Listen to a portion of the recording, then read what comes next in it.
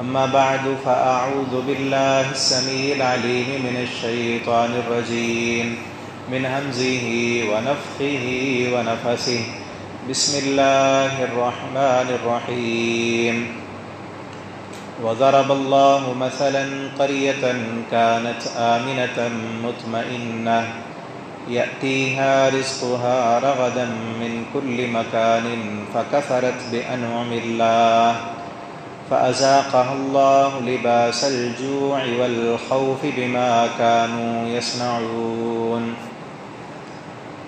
ہر قسم کی حمد و ثنا، تعریفات، تسبیحات اللہ وحدہ لا شریک کی ذات کے لیے خاص اور مقدس ہے۔ اس کے بعد انگنت لاتعداد درود و سلام ہو امام الانبیاء حضرت محمد الرسول اللہ صلی اللہ علیہ وعلی آلہ واصحابہ وبارک وسلم کی ذات پر۔ محترم بزرگوں، نوجوان ساتھیوں، اللہ رب العالمین کا بہت بڑا احسان ہے کہ اس رب نے ہمیں اپنے گھر میں جمعے کی نماز ادا کرنے کے لیے جمع فرمایا۔ ہم جتنا بھی شکر ادا کریں بہت کم ہے۔ یہ اللہ کا بڑا احسان ہے۔ موجودہ صورتحال میں اس وقت کئی مساجد بند ہیں، کئی ملکوں کے اندر جمعہ پڑھنے پر پابندی ہے، نماز ادا کرنے پر پابندی ہے۔ اور یہ ساری صورتحال کیوں پیدا ہوئی، اس کی کیا وجہ ہے؟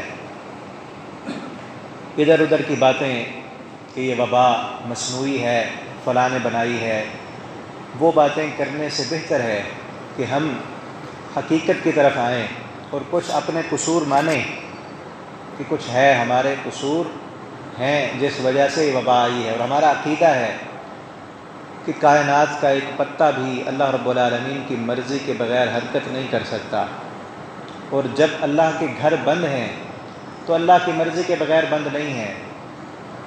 ہم حالات کو دیکھیں، کس قدر افسوسناک باتیں ہیں کہ اللہ کا گھر بیت اللہ ہم انسانوں کے لیے بند ہے۔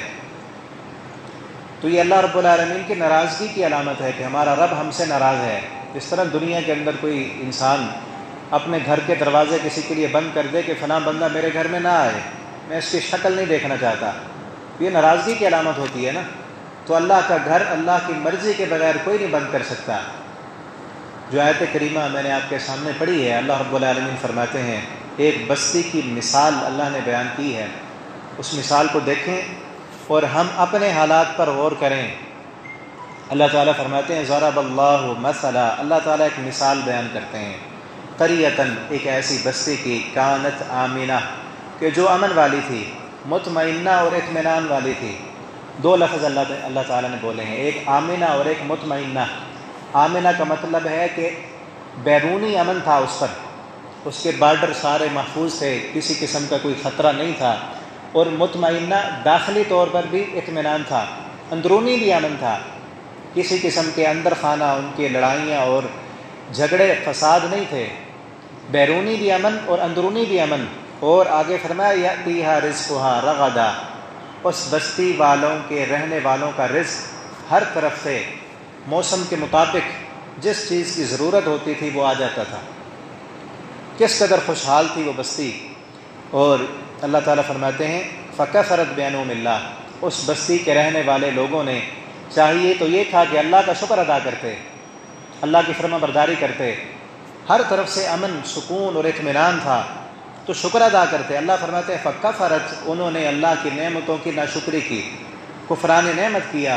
اللہ فرماتے ہیں ہم نے کیا کیا، فَأَذَاقَهَا اللَّهُ لِبَاسَ الْجُوعِ، ہم نے انہیں بھوک کا لباس پہنا دیا، والخوف، اور خوف کا لباس پہنا دیا، بِمَا كَانُوا يَصْنَعُونَ، اس وجہ سے، اس سبب کی وجہ سے کہ انہوں نے جو اپنے ہاتھوں سے کمایا، انہوں نے ناشکری کی، کفر کیا، اللہ کی شکر گزاری اور رب کی فرما برداری نہیں کی، تو ہم نے بھوک کا اور خوف کا لباس پہنا دیا۔ یہ ایک بستی کی مثال اللہ نے قرآن میں دی ہے۔ اب ہم اپنے حالات کو دیکھیں، بحیثیت قوم کے اور بحیثیت پاکستانی ہونے کے ہم اپنے اس ملک کو دیکھیں اور یہی مثال سامنے رکھیں کہ ہمارا ملک اللہ تعالیٰ کی کتنی بڑی نعمت تھا اور ہے، اس وقت بھی اللہ تعالیٰ کی بہت بڑی نعمت ہے ہمارا یہ ملک۔ کون سی ایسی نعمت ہے جو اس ملک میں میسر ہمیں نہ ہو۔ ہر قسم کے موسم یہاں پر موجود ہیں اور ہر قسم کے پھل یہاں پر موجود ہیں اور ہر قسم کی معدنیات کے ذخائر ہمارے اس ملک پاکستان کے اندر موجود ہیں، اور پھر اللہ کا شکر کرنے کی بجائے ہم دیکھیں کہ کون سا ایسا جرم اور کون سا ایسا گناہ ہے جو ہم نے اس پاک سرزمین پر نہیں کیا۔ ہم سے مراد بحیثیت قوم، ہم پاکستانی قوم نے کون سا ایسا جرم ہے جو اس ملک کی سرزمین پر ہم نے نہ کیا ہو۔ جھوٹ ہم نے بولے، دو نمبری ہم نے کی، حرام خوریاں ہم نے کی، اور پورا ملک سودی نظام پہ چل رہا ہے اور فحاشی عریانی عروج پر ہے۔ مساج سینٹر کے نام سے زنا کے اڈے موجود ہیں، شراب خانے موجود ہیں۔ تو اللہ تعالیٰ کی یہ کفران نعمت نہیں تو اور کیا ہے؟ تو اللہ رب العالمین نے آج ہمیں فَأَذَاقَهَا اللَّهُ لِبَاسَ الْجُوعِ، بھوک کا لباس پہنا دیا ہے، اور ہم شکر ادا کریں اللہ کا کہ ہمارے پاس سب کچھ موجود ہے، کھانے پینے کو سب کچھ مل رہا ہے، ہر قسم کے فروٹ بازار سے مل جاتے ہیں اور ہر چیز اب بھی موجود ہے ہمارے پاس۔ لیکن کئی اللہ کے بندے ایسے بھی ہیں جو دہاڑی دار مزدور تھے، ان کی مزدوریاں بند ہو چکی ہیں، ان کے بچے بھوکے ہیں۔ فَأَذَاقَهَا اللَّهُ لِبَاسَ الْجُوعِ، بھوک کا لباس پہنا دیا گیا ہے، والخوف، اور خوف کا لباس تو سب کو پہنا دیا گیا ہے۔ اتنی بیماری نہیں جتنا خوف پھیلا دیا گیا، ہر بندہ ایک دوسرے سے ڈرا ہوا ہے، کوئی کسی سے سلام نہیں کرتا۔ تو یہ کیوں آیا ہے؟ ہمارے ان گناہوں کی وجہ سے، جو آیت کریمہ میں اللہ رب العالمین نے بیان فرمایا نا کہ کفران نعمت کی وجہ سے۔ اور اللہ تعالیٰ دوسرے مقام پر قرآن میں فرماتے ہیں وَلَنُذِيقَنَّهُم مِّنَ الْعَذَابِ الْأَدْنَىٰ دُونَ الْعَذَابِ الْأَكْبَرِ لَعَلَّهُمْ يَرْجِعُونَ، ہم بڑے عذاب سے پہلے چھوٹے چھوٹے عذاب بھیجتے ہیں، لَعَلَّهُمْ يَرْجِعُونَ، تاکہ یہ واپس آ جائیں۔ مَا أَصَابَكُم مِّن مُّصِيبَةٍ فَبِمَا كَسَبَتْ أَيْدِيكُمْ، جو بھی تمہارے اوپر مصیبت آتی ہے، کوئی بھی وبا آتی ہے، کوئی بھی وائرس آتا ہے، فَبِمَا كَسَبَتْ أَيْدِيكُمْ، اللہ فرماتے ہیں تمہارے ہاتھوں کی کمائی ہوتا ہے، تم اپنے ہاتھوں سے جو گناہ اور جو کرتوت کرتے ہو اس وجہ سے آتا ہے۔ اور ہم دیکھیں کہ پوری دنیا اس کی لپیٹ میں ہے، کسی ایک علاقے، ایک ملک، ایک خطے کی بات نہیں ہے، پوری دنیا اس کی لپیٹ میں ہے۔ تو پوری دنیا کے جو جرم ہیں ان کی فہرست بھی بڑی طویل ہے۔ میں چند ایک گنواتا ہوں اور مختصر بات کرتے ہیں، خطبہ مختصر، اس کے بعد جماعت کھڑی کرتے ہیں ہم۔ پوری دنیا نے مسلمانوں پر، فلسطین میں کتنے عرصے سے ظلم ہو رہا ہے، مسلمانوں کو کاٹا جا رہا ہے، عزتیں پامال ہو رہی ہیں، کوئی نہیں بولا۔ ان کی حمایت کرنے کے لیے کوئی مسلمان حکمران بھی کھڑا نہیں ہوا۔ اور پھر اس کے بعد وہاں بھی ظلم جاری، اور برما میں کتنے مسلمانوں کو کاٹا گیا، خون کی ہولیاں کھیلی گئیں۔ کشمیر کے اندر کئی دنوں سے کرفیو نافذ ہے۔ انڈیا کے اندر مسلمان بزرگوں کی داڑھیاں نوچی گئیں، مسجدوں سے ڈنڈے مار مار کے باہر نکالا گیا، کوئی نہیں بولا۔ اور چائنا کے اندر اللہ کا نام لینے پر پابندی لگا دی گئی، اتنا ظلم کہ اللہ کا نام لینے پر پابندی ہے۔ وہاں کے جو مسلمان ہیں تو وہاں کے ہیں جو باہر سے طالب علم پڑھنے کے لیے جاتے ہیں، ان کے لیے بھی نماز پڑھنے پر پابندی ہے، روزہ رکھنے پر پابندی ہے، ان کے ہاسٹلوں میں کیمرے لگائے ہوئے ہیں، راتوں کو چیکنگ ہوتی ہے، کوئی اٹھ کر سحری کے وقت کھانا تو نہیں کھاتا، کوئی نماز تو نہیں پڑھتا۔ ساری دنیا خاموش تھی، کوئی نہیں بولا کہ اللہ رب العالمین نہیں دیکھ رہے تھے۔ اور پھر اس کے بعد دو جرم ایسے ہیں، دو گناہ ایسے ہیں جن گناہوں پر اللہ تعالیٰ فرماتے ہیں کہ یہ جرم کرنے والے مجھ سے اعلان جنگ کرتے ہیں۔ دو گناہ ایسے ہیں جن کے کرنے والا اللہ تعالیٰ فرماتے ہیں جو بندہ یہ جرم کرے وہ ایسے سمجھے مجھ سے اعلان جنگ کر رہا ہے۔ پہلا گناہ سود ہے، اللہ فرماتے ہیں فَإِن لَّمْ تَفْعَلُوا فَأْذَنُوا بِحَرْبٍ مِّنَ اللَّهِ وَرَسُولِهِ، اگر سود نہیں چھوڑتے مجھ سے اعلان جنگ کرو۔ وہ آج دیکھ لیں کون سا ایسا ملک ہے جس میں سود نہ ہو، سارے ملک سودی نظام میں جکڑے ہوئے ہیں، IMF کے مقروض ہیں، اور ان کی پابندیاں سارے جیسے وہ کہتے ہیں وہ ویسے کرتے ہیں۔ اور دوسرا جرم جس کے کرنے والے اللہ رب العالمین کے ساتھ اعلان جنگ کرتے ہیں، اللہ تعالیٰ فرماتے ہیں من آذانی ولیًا فقد آذنتہ بالحرب، جو بندہ میرے دوست کو تکلیف دے وہ ایسے سمجھے مجھ سے اعلان جنگ کر رہا ہے۔ اور اس کائنات میں اللہ رب العالمین کے سب سے بڑے جو دوست ہیں وہ محمد الرسول اللہ صلی اللہ علیہ وسلم ہیں۔ انہیں ایذائیں دی گئیں کہ نہیں دی گئیں؟ حرمت رسول کے مسئلے آئے، آپ صلی اللہ علیہ وسلم کے کارٹون بنائے گئے، توہین رسالت ہوئی، ہمارے اس ملک میں بھی ہوئی، اور ابھی چند مہینے پہلے اس ملک میں آسیہ ملعونہ نے ہمارے نبی صلی اللہ علیہ وسلم کی گستاخی کی، علماء نے جلوس نکالے، احتجاج ہوئے، حکمرانوں نے کیا کیا؟ بلا مذہب کی تفریق کے ان احتجاج کرنے والوں کو پکڑا، پس زندان ڈالا، اور اس آسیہ ملعونہ کو، رسول اللہ صلی اللہ علیہ وسلم کی گستاخی کرنے والے کو رہا کیا۔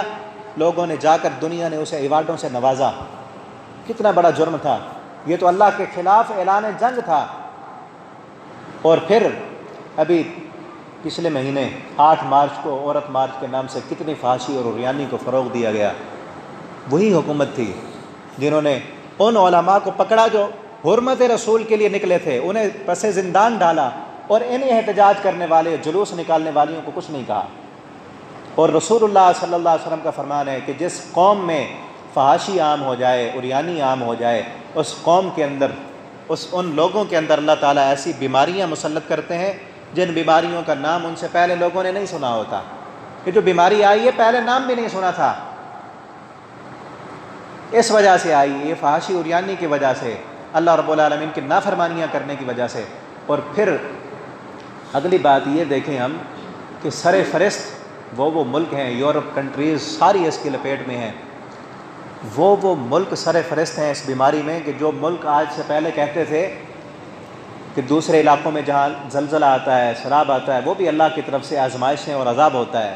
اور یہ ملکوں والے بڑے بڑے جو دنیا کے اپنے آپ کو سردار اور طاقتور کہنے والے، وہ لوگ کہتے تھے کہ یہ زلزلہ بھی اللہ کی طرف سے تھوڑی آتا ہے، یہ تو اس لیے آتا ہے ان لوگوں کے پاس وسائل نہیں ہیں، یہ تو ان علاقوں میں آتا ہے جہاں پر عمارتیں مضبوط نہیں ہوتی، ان ملکوں کے اندر نظام اچھا نہیں ہے، ان کے پاس وسائل نہیں، یہ غریب ملک ہیں، اس لیے کہیں سیلاب آ جاتا ہے، کہیں زلزلہ آ جاتا ہے، لوگ مر جاتے ہیں۔ ہم تو بڑے پاورفل ہیں، ہمارا سیکورٹی نظام بڑا مضبوط ہے، ہمیں کچھ نہیں ہوتا، ہم جیسے چاہیں مرضی زندگی بسر کریں۔ یہ لوگ پہلے ایسی باتیں کرتے تھے کہ زلزلہ کشمیر میں آتا ہے، سیلاب اور طوفان ایسی قسم کی ساری یہ جو ہلاکتیں ہوتی ہیں یہ غریب ملکوں میں آتی ہیں، ہمیں تو کچھ نہیں ہوتا۔ تو اللہ رب العالمین نے ایک کرونا سے ان سب کو جواب دیا ہے کہ وہ ملک سر فہرست ہیں، سب سے زیادہ ہلاکتیں وہیں ہو رہی ہیں، امریکہ میں، برطانیہ میں، اٹلی میں، فرانس میں، چائنا میں۔ تو یہ اللہ رب العالمین نے ان لوگوں کو بتایا ہے کہ اب بتاؤ تم کہتے تھے ہمارا جو ہے نا سیکورٹی نظام بڑا پاورفل ہے، ہماری ٹیکنالوجی بہت مضبوط ہے، اب کہاں ہے؟ سب کچھ، ساری دنیا کو اللہ نے بند کر کے دکھا دیا ہے۔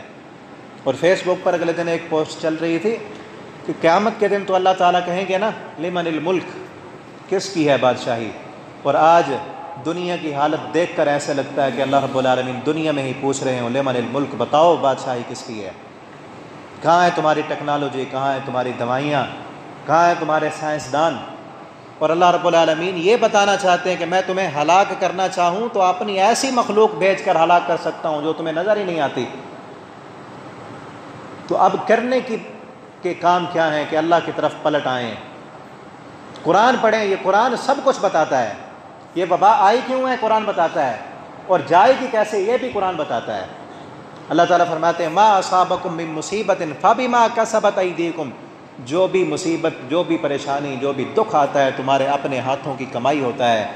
وَيَعْفُ عَنْ كَثِيرٍ، اللہ فرماتے ہیں ہم تمہارے بہت سارے گناہوں کو تو ایسے ہی معاف کر دیتے ہیں، درگزر کرتے ہیں، تھوڑے تھوڑے پر پکڑتے ہیں۔ اور وہ پکڑتے کس لیے ہیں؟ لَعَلَّهُمْ يَرْجِعُونَ لَعَلَّهُمْ يَتَضَرَّعُونَ، تاکہ تم واپس پلٹ آؤ، تم گڑ گڑاؤ، تم عاجزی اختیار کرو، تو ہم ان عذابوں کو تم سے ٹال دیں گے، اور آخرت کے ہمیشہ والے عذاب سے بھی ہم تمہیں بچا لیں گے۔ یہ اس لیے آیا ہے، اللہ تعالیٰ یہ بتانا چاہتے ہیں کہ آؤ بے نمازی ہو، نمازیں پڑھنے لگ جاؤ، سود خور ہو، سود سے توبہ کر لو، اللہ رب العالمین کی نافرمانیوں میں دن رات بسر کرنے والوں توبہ کرو اور اللہ کی طرف رجوع کرو، جوا کھیلنے والوں، شرابیں پینے والوں، اللہ رب العالمین کی نافرمانیاں کرنے والوں، حرام کھانے والوں، غریبوں پر ظلم کرنے والوں، دوسروں کا حق مارنے والوں، دوسروں کی جائیدادوں پر قبضے کرنے والوں، آؤ اللہ سے معافی مانگو اور توبہ کرو، تو اللہ رب العالمین یہ عذاب اور وبا تم سے ہٹا لیں گے۔ اللہ تعالیٰ فرماتے ہیں ما اصابکم من مصیبت الا باذن اللہ ومن یؤمن باللہ یہدی قلبہ، جو بھی مصیبت آتی ہے اللہ کے علم میں ہوتی ہے اور اللہ کے حکم سے آتی ہے۔ وَمَن يُؤْمِن بِاللَّهِ، اور جو بندہ اللہ کی طرف رجوع کر لے، معافی مانگ لے، گڑ گڑائے، توبہ کرے، اللہ تعالیٰ ہر مصیبت سے نکلنے کے لیے اس کے لیے راستہ بنا دیتے ہیں۔ تو ہم اللہ کی طرف آئیں، رجوع کریں، توبہ کریں، اور جس طرح سارے ادارے بند ہیں، اسکول بند ہیں، مدارس بند ہیں، دفاتر بند ہیں، بازار بند ہیں، سب کے پاس اب وقت موجود ہے، اب وقت ہے۔ جس کو ساری زندگی وقت نہیں ملنا تھا نا، اب وقت مل چکا ہے۔ اب قرآن پڑھیں، اب نماز سیکھ لیں، قرآن پڑھنا سیکھ لیں۔ نہیں آتا کئی ہمارے نوجوانوں کو، کئی بزرگوں کو دیکھ کر قرآن پڑھنا بھی نہیں آتا۔ اب تو وقت ہے نا، آئیں اپنے ہاتھوں میں نورانی قاعدے پکڑ لیں، مساجد میں بیٹھیں، قرآن درست کریں، اپنی نماز درست کریں، قرآن کو ترجمے کے ساتھ پڑھیں، اپنے گناہوں کی توبہ کریں، اپنی زندگی کو نئی لائن دیں اگر بچنا چاہتے ہیں اس سے، ورنہ حالات بہت آگے جا رہے ہیں، مریضوں کی تعداد بڑھ رہی ہے، اور اللہ کسی دشمن کو بھی ایسی موت نہ دے جو مر رہے ہیں نا اس بیماری میں، نہ انہیں نہلایا جا رہا ہے، نہ کفنایا جا رہا ہے، نہ ان کا جنازہ ہو رہا ہے، ایسے ہی لپیٹ کر انہیں پھینک دیا جا رہا ہے گڑھا کھود کر۔ اللہ دشمن کو بھی ایسی موت نہ دے، اور دعا کریں اللہ ہم سب کو اس موذی وبا سے نجات عطا فرمائے، اور جتنے مسلمان بیمار ہیں اللہ سب کو شفا عطا فرمائے۔ تو ڈر جانا چاہیے۔ اب حالت کیا ہے کہ بجائے اس کے کہ ہمیں ڈرنا چاہیے تھا، توبہ کرنی چاہیے تھی، میڈیا پہ بیٹھ کر لوگ کہہ رہے ہیں کرونا سے ڈرنا نہیں، لڑنا ہے، اس کا مقابلہ کرنا ہے۔ کون رب کے عذاب کا مقابلہ کر سکتا ہے؟ ٹھیک ہے، احتیاطی تدابیر ضرور کریں، اپنے آپ کو ان علاقوں میں نہ لے جائیں جہاں پر وبا ہو، یا جو بندہ مریض ہو اس کو اپنے قریب بھی نہ آنے دیں۔ نبی کریم صلی اللہ علیہ وسلم نے فرمایا فر من المجذوم فرارک من الاسد، ایسے کوڑ کی مریض والے یا ایسا وبائی جو مریض ہو بندہ، اس سے ایسے بھاگو جیسے شیر کو دیکھ کر بھاگتے ہو۔ یہ ساری احتیاطی تدابیر اسلام میں موجود ہیں، اور جو ڈاکٹر حضرات بتا رہے ہیں، ہماری حکومت بتا رہی ہے، بالکل ان پر عمل کریں، ان کا تصادم نہ کریں۔ اور جو اصل کرنے کا کام ہے کہ اللہ سے اپنے گناہوں کی معافی مانگیں جس وجہ سے یہ آیا ہے۔ جب تک ہم معافی نہیں مانگتے، اپنے گناہوں کو نہیں چھوڑتے، اب حالت کیا ہے کہ جو سود خور تھا وہ سود خور ہے، جو بے نماز تھا وہ اب تک بھی بے نماز ہے، جو گانوں، فلموں میں، شرابوں میں، فحاشی اور یانے میں مبتلا تھا وہ اسی میں لگا ہوا ہے۔ اور کئی لوگ تو چھٹیاں جو ہوئی نا، کام سے رہ گئے، وہ گھروں میں بیٹھ کر سارا دن فلمیں دیکھتے ہیں۔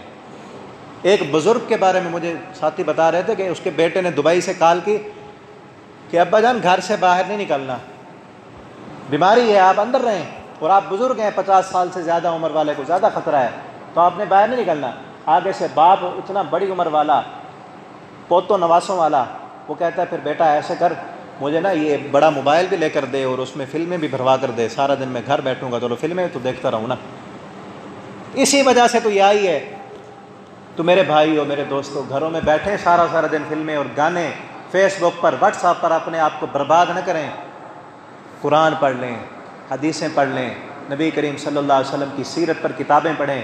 آج تو نیٹ کا دور ہے، اس میں قرآن پڑھیں، قرآن کا ترجمہ سنیں، علماء کے بیانات سنیں۔